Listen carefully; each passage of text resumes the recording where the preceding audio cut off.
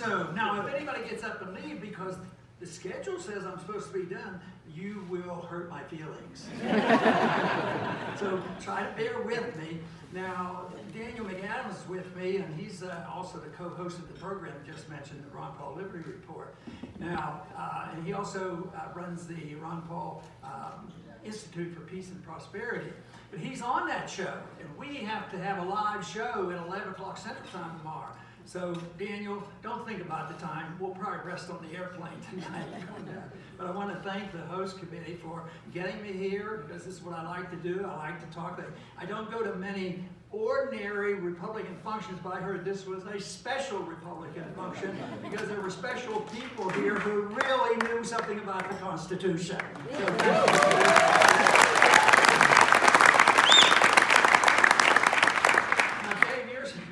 talk about the caucuses and neighborhood caucuses is something that I'm well aware of, and I've been aware of, and it fits into the philosophy of limited government and a true democratic process. So I've always strongly endorsed this because it does give a chance to the underdog.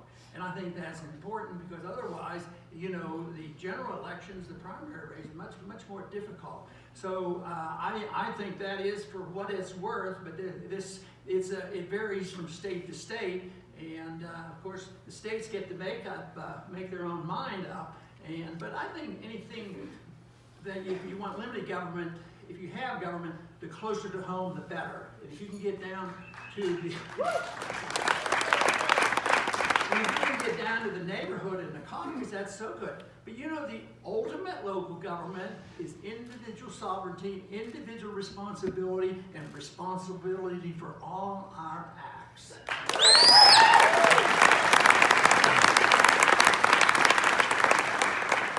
You know, a lot of people have a little trouble accepting that because accepting those acts means that you have to be, you get your freedom, but you also make choices and you have to be responsible for them, so you can't blame somebody else. Now, when Larry was talking, he reminded me that we met before, and I thought he was going to give my talk, but that was very good. And Larry, it's good to see you again and to see you in the fray. But man, it is true. We bumped into each other a few times over the years, and our wives did get along very well. And we had another thing in common. We each had 5 kids, and Mitt has a son that's a doctor, there was one thing that my son, who happens to be a senator right now, had made a suggestion, and he was a little bit more into the political stuff. He knew strategy. I never knew anything about strategy. All the thing I knew how to talk about was why it was important for us to believe in liberty. That was my But Dan had a suggestion. He said he was trying to come up with a strategy to get some attention. And so he suggested, and so he wrote up this note and sent it to the Romney family and challenged the Romney family to a softball game with the Paul clan. Unfortunately, it never turned out, but anyway, we love sports and we promoted sport. It reminds me of one question that I got in one of the debates. It came up and they said, "All right, Ron Paul, it's the middle of the night, you're going to get this phone call, and it's from Fidel Castro. What are you going to say to him?" I said, "What are you calling about? What do you want?" And because I was caught off guard, that's not a very astute answer, but the audience liked it and they laughed and thought that was pretty good. But afterwards, I had the thoughts, and I think other candidates probably do this too. You're in a debate and you're going over and you give your answer, you do your best, and then later on, doggone it, why didn't I say this? And I thought, when they asked me that question, I should have said, "Fidel, it's about time Cubans and Americans played baseball together. Let's have a baseball game."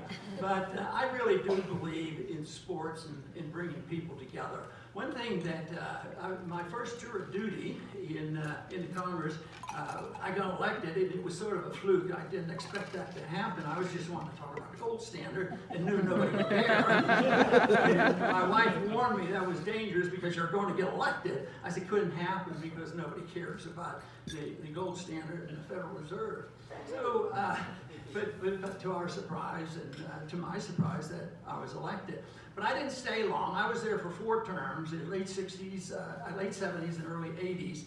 And I left. I gave my little talk at the end of leaving the session. I wanted to go back to medicine. I wasn't really, this was not my thing to be in Congress, and it wasn't my goal. So I figured I was there long enough, and I wanted to go back to medicine. So I gave my little talk, and one thing I mentioned in there was something about the baseball game. The tragedy of the Congressional baseball team happened, of course, with my son playing baseball and having that thing, because I always thought so highly of our ball games. And the ball and what I said was, there was something about playing baseball, even against your political opposition, Republicans and Democrats. And forever afterwards, you always remember who played baseball and who didn't. People you played baseball with, no matter what their philosophy was, we all seemed to get along better together and work together and talk better. And it was at least friends. Not that people's minds changed, but the attitude was so much different. And I think that is a message, and that's why one of the few things that I said that Nixon did right. At least he talked to the Chinese. You know, at least they went and they started with a sporting event. You say, oh no, they were a bunch of commies, why should we talk to them? Because we were fighting and killing each other. It was time we quit. I had a school teacher leave my high school for the Korean War in 1951. He didn't come home. And what are we doing? What were we doing over there? It was the first war we were sent in under the United Nations. United Nations declared the war, and the people, as well as the Congress, went along with it. It was the first time we went into a major war without a declaration. We should never have a war without a proper declaration by our Congress with the support of the people, and this foolishness around the world today is a problem.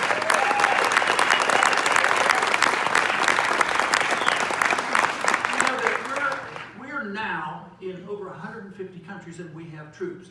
The other day we were doing a program and we were talking about an incident in Africa, and we got the chart out to find out how many places we were in Africa. And the map is just filled with all kinds of military establishments. We have an AFRICOM, and we have an empire is what we have. And we can't afford it. We get into trouble. And it's time we look at our foreign policy, and believe me, the founders gave us a pretty good hint on what it should be. Stay out of entangling alliances. Don't get involved. You don't need the United Nations, even... Okay. No, even after World War II, when they set up NATO, Robert Taft, he was a well-known Republican, he said we shouldn't get in, and it would end up badly. Now, all we do is we literally control NATO and the United Nations.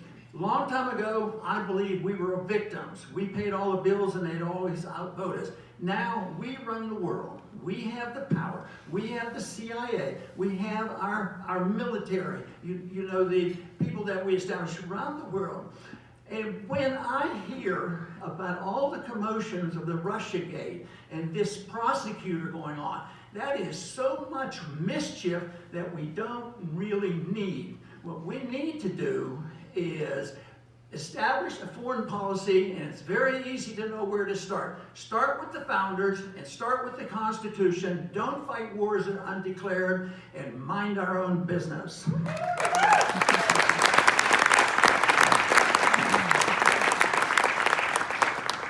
But that'll come to an end, because all empires end. And the seeds are been sowed. We're not going to all of a sudden. We should send as much help as we can to Washington to help and guide this country away from what we're doing.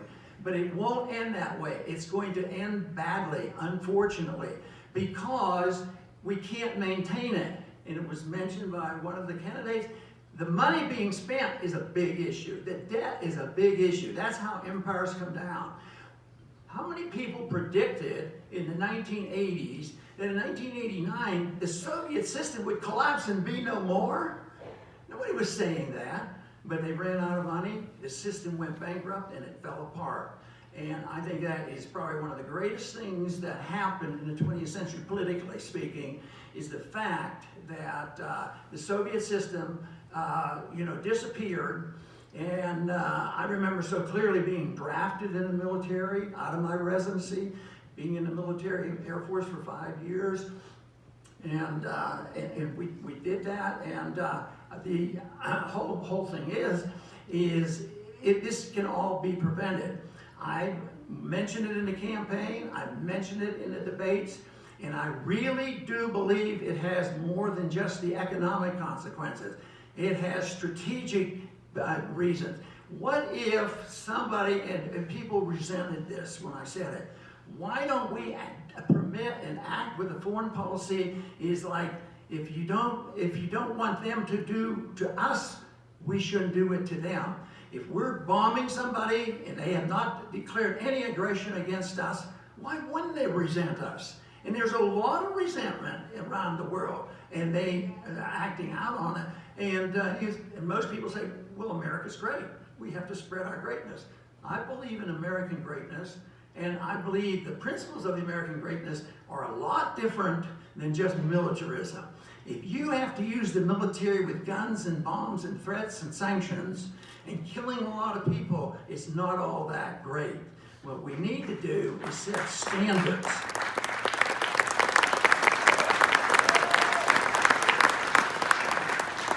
We need to set standards, moral standards, economic standards, lead the way. Let's believe in the free market. Let's practice. Let's set it where people would want to emulate us. That is what we want. We can't force it on them. I've always claimed that we have two choices in foreign policy, Republicans and Democrats, unfortunately.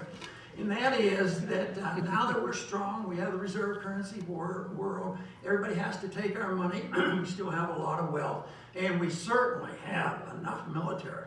Believe me, we don't need to rebuild the military. We have such a powerful military that nobody can touch us. And yet, what we do is we keep saying that we have to anybody we see around the world, because we're the policemen. That's not in the Constitution, by the way. Well, we go to these countries and we say to them, this is what we want you to do.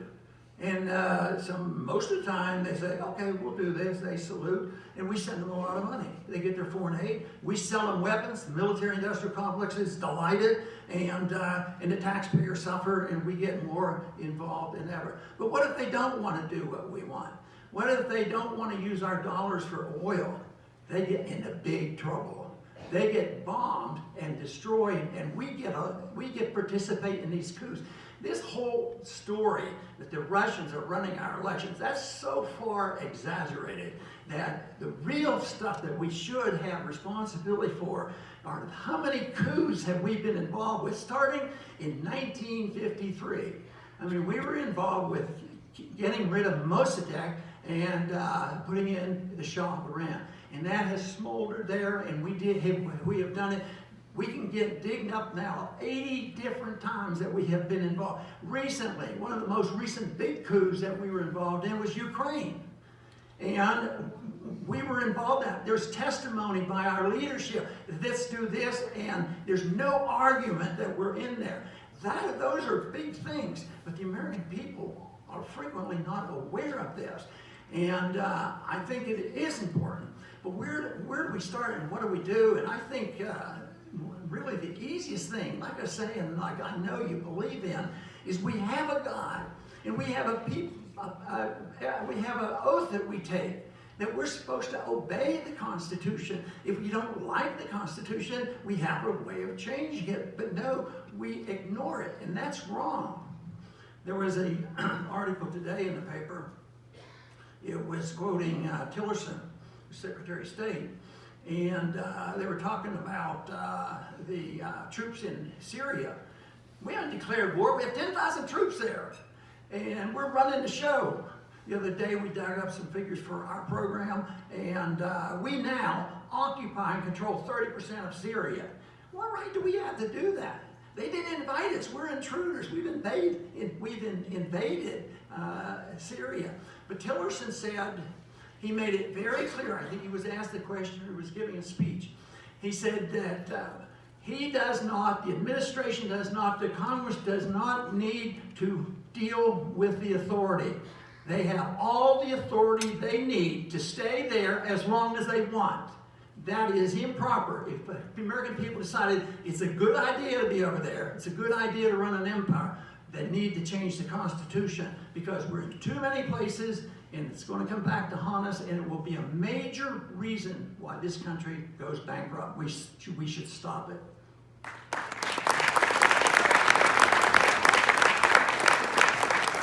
You know, there are so many things economically that I could talk about.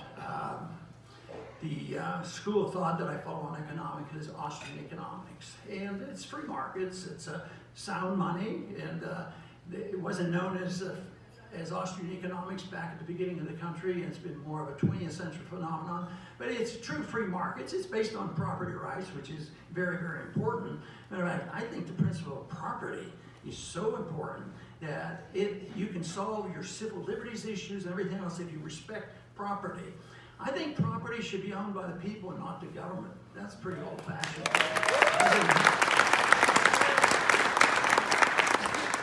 And it gets so difficult because it's so much out of control.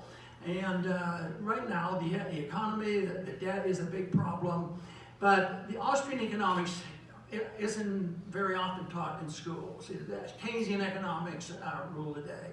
And I keep using the quote that Nixon made when in 1971 he closed the gold window, put on wage and price controls, and also a 10% tariff, which was astounding. You know, he did it, and he says, we're all Keynesians now. And he's right, we are. The system is infiltrated. The whole government is run this way. They're not really talking about, you know, free markets. If we had true free markets, believe me, you wouldn't have a Federal Register this big. And I would have to say that, you know, I have been critical of our president. I don't like it when he doesn't seem to fit into the mold that he even talked about. But he's been good on regulations, and I think that is good.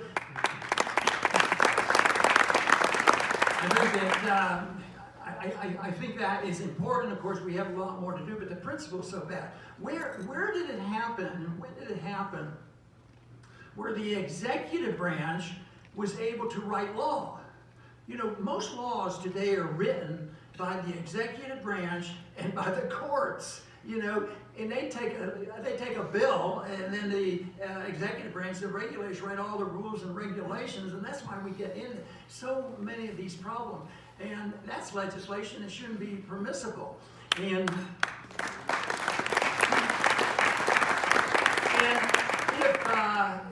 if we needed some of those things, it should be done by the states. And you know, and the federal government is really out of control. The judicial system is, I think, outrageous. And I think the episode that the Bundys put up with, I have to give them a lot of credit, because one thing that I feel like I don't fight hard enough and others don't, and we put up with it, I'd like to have the courage to take on the TSA once in a while.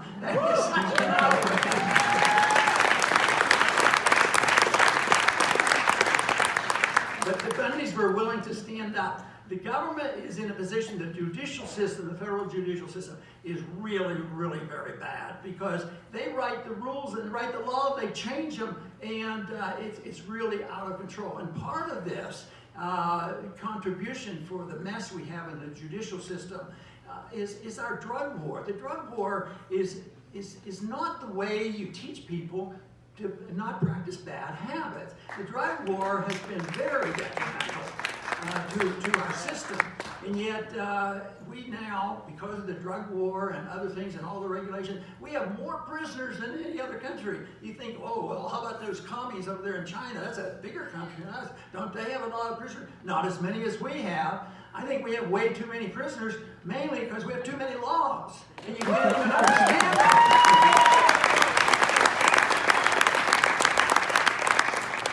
You know, I was influenced a whole lot by an organization called the Foundation for Economic Education.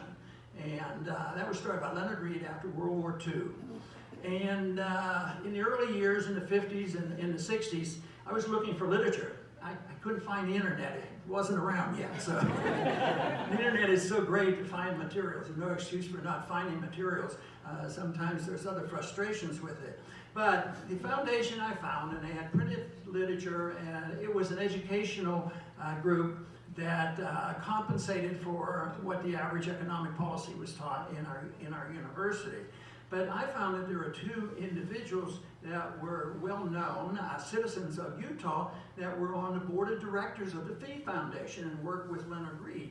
And that was J. Reuben Clark, as well as everybody. At least I knew Ezra Taft Benson a lot better. He crossed paths with me.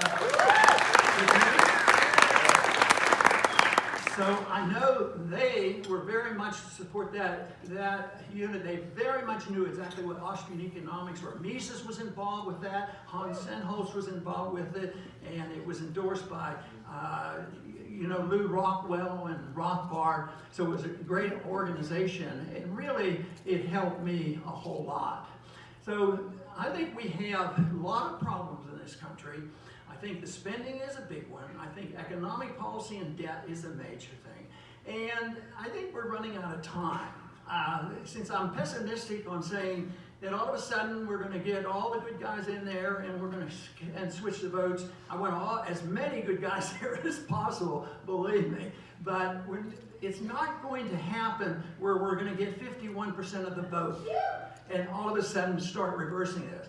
But why do we do this? Why do I do this? Why do we talk about it? Why do we prepare? And there's a good reason. Because this system is ending, just like the Soviet system, and hopefully nothing as great as that. But it's going to end because it won't work. And we will have to have monetary reform. We will have to decide what kind of a government we have. And the founders they were the last one really to determine, what should the role of government be. And they did their best. And they said the role of government, really complex. They said it should be to protect liberty. And it's really not much more complicated than that. That is what will happen. And in spite of the problems I see on foreign policy, civil liberties, and economic policy, and spending, and all these things, I'm really quite optimistic. Not on the short run, what's happening in Washington. That's a different story. But when I leave Washington, and when I come out and visit with groups like you, because people like you do know it and understand it, and your thoughts aren't being followed in Washington, D.C. So I get energized, and I still go to a lot of the campuses, and the campuses aren't anything like what the news media paint, that every one of them is a super supporter of Bernie Sanders. That's not true, because we have Young Americans for Liberties and other groups where people are responding. And the other thing that is reassuring to me is the fact that you don't have to, if you just look at it and say, I've got to get 51% of the people, 51% of the people. No, what you need to do is you need to get, you don't need this majority. Maybe the majority in the votes to endorse it, but what you need is a minority. A minority that is irate and unhappy and keen on setting brush fires in the minds of men. This was a paraphrase from Adams, who said that you don't have to wait for the majority. Just get this minority that is willing, because it's an ideological fight, and you have to know what liberty is all about. And liberty to me is not complicated. The one thing I am absolutely convinced of, the freer a nation, truly free, not pseudo-free, truly free, the freer it is, the more prosperous it is. If that is true,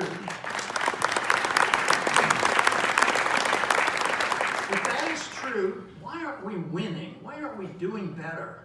Because it's such a wonderful philosophy. You defend liberty for moral principles, and it will create the greatest prosperity. Why is it that people don't say, hey, that's a great idea, let's do it? Well, there's a temptation among many people, and it's happened throughout history, that if you can get a free lunch, they're going to try and do it. And when you're a prosperous country, there's a lot of stuff out there. And then people drift away from production, and they go toward lobbying Congress and forced redistribution and undermining the productivity of a country, and that is what's happening to us now. So people know that they should know, and that's why we shouldn't be frightened about it. People are frightened about liberty. Oh, well, who's going to give them the medical care? Who's going to do this? Who's going to do this? I said, well, why don't you look to our early history? Even when I graduated from medical school in the early 60s, there was no Medicaid or Medicaid. I worked in a Catholic hospital for $3 an hour. And nobody was turned away. People were taken care of. This whole idea that you need all this, but the more you subsidize people's dependency, the more you get. It's no more complicated than that.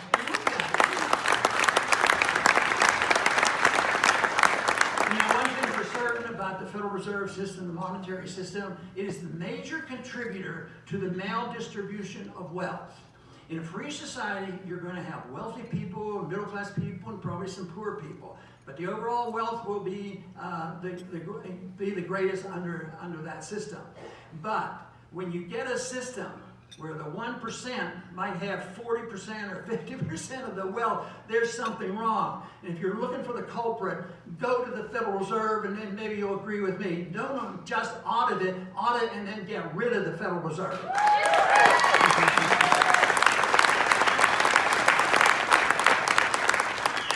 The Federal Reserve came in 1913. 13 is an unlucky number, isn't it? Yeah, well, it was a bad number for the United States, I'll tell you. We had the Federal Reserve, we had the income tax, and we changed our foreign policy to world empire. It was changed under Woodrow Wilson. He said, our responsibility is to make the world safe for democracy. And it doesn't work out that well. And that is, the way we should go. We should go with looking at that and getting change in the monetary system. What happens when you have a central body creating new money? They get to distribute it, and they don't. They held these now trillions of dollars. Q1, 2, 3, 4. They had to pass it out, and it wasn't working. So they just gave it to the banks and the big business people, and the rich got richer, and the poor got poorer. And believe me, the statistics are deceiving. When you go to a free market calculation of the true underemployment, it's 22%. It hasn't budged. That's why there's a lot of people unhappy.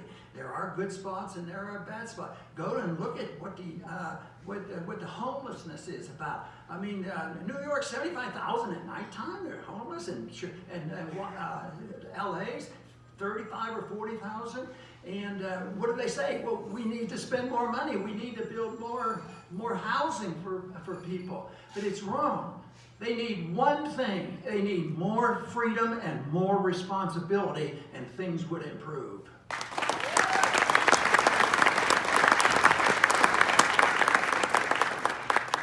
The one thing that I like about the whole concept of liberty is the emphasis and the true benefits. I'm a true believer. And one thing that I'm known as a libertarian. I believe libertarian values or an economic policy. It's a tricky term because some people see and see other things. But libertarians sometimes would argue with me on the issue of life, because the principle of libertarianism is you actually sign a pledge. I promise not to use force against anybody else, which means that you can't lie, cheat, steal, or kill anybody. That's a pretty sound principle, and that's what they believe in.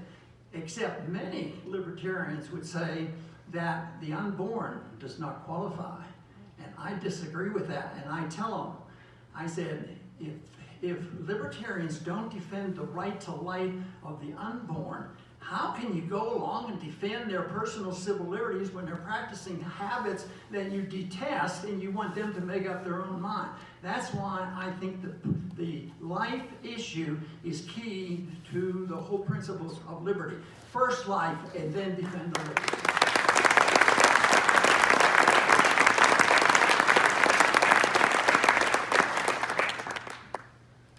thing that I like about liberty is it releases creative energy. We talk about creative energy. Mitt Romney's been in business, and that's what I think we want. You didn't have great creations and inventors in the Soviet system or Nazi system or now in Venezuela. It doesn't happen. You need the release of this energy that comes. And also, in a social sense, I look at this personally, and this is just my personal opinion, is that one of the purposes of life ought to be to seek excellence and virtue in your terms, on your terms. So if you do that, then if you defer to the government, and the government's in charge of making you virtuous and making you an excellent person, it's always done with the destruction of liberty. They have to invade your life and everything that you do. And I'll tell you another reason why I think liberty is a great idea. I am absolutely convinced that if you understand true liberty, that you bring people together. Not that everybody's going to agree on religion or social habits or anything else. That won't happen. But people still should come together if they agree with this principle of non-aggression. So why shouldn't liberals and conservatives and moderates come together as long as we're not going to interfere with the other person's life? It's when one group wants to use their values and force them on the other group, or you pay for what they want. That doesn't work. And most people will agree. If you go out and take a poll and say, do you believe that individuals should have a right to take from their neighbor or hurt their neighbor or kill people or steal? No, nobody who does that. But guess what? Almost everybody endorses the principle that it's okay for the government. That's wrong. The government should be forced to obey the same rules that you and I obey with each other.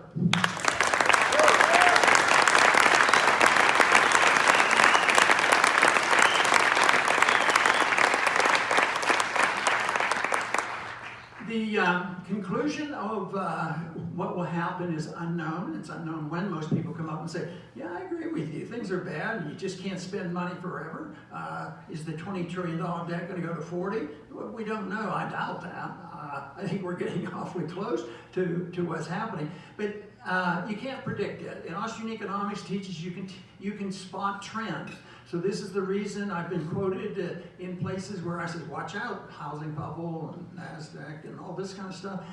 You can spot that and you can know it when there's malinvestment, too much debt, and too much creation of credit, artificial credit, because what the Fed is doing is it's pretending it's creating capital. And that's not capital. Capital comes from savings. So if you do that, and then the whole thing falls apart, and we can anticipate it, but we don't know when. So sometimes Austrian economists know the trends, know what will happen, but they might not be the best guy to say, well, short this stock, next week you can make a killing. It doesn't really fill that role. But I am on a mission, in a sense, of trying to get people excited, especially when I talk to the young people. They are excited about it. I come away optimistic that the ideas are powerful, ideas have consequences, and I think that is great. And that's why, limited government, local government, smaller individuals can compete. The ideas make all the difference in the world. But pragmatism, utilitarianism, oh, it sounds good here, we'll do this, or we'll do this. I don't think it works. I think it's good to have, a sound principle and follow it. Now, one little political thing I did that didn't amount to a whole lot, but every once in a while somebody remembers it, came on after one of the campaigns, and I myself asked a couple other people to join me in a press conference to announce, a challenge to the system. And it was the people who were feeling frustrated and being pushed out of the system. And I was included. The Green Party was involved. The Libertarian Party was involved.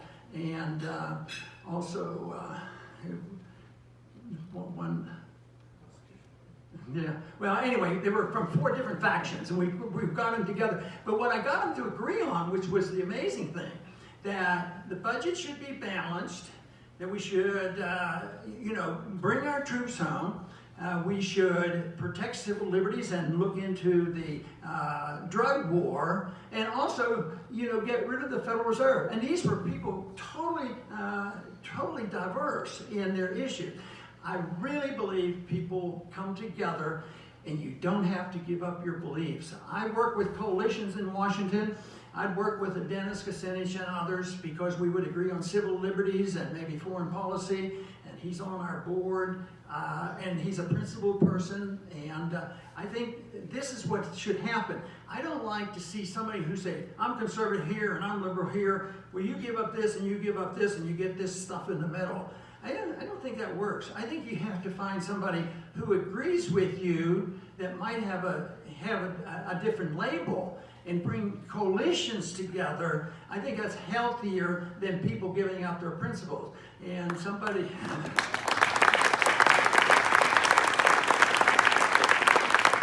Dave hinted in his talk that maybe it was a tough thing when people would challenge you and pressure you to go along, to get along, and get to... You know what? I think it took me the first day, and then I got over that.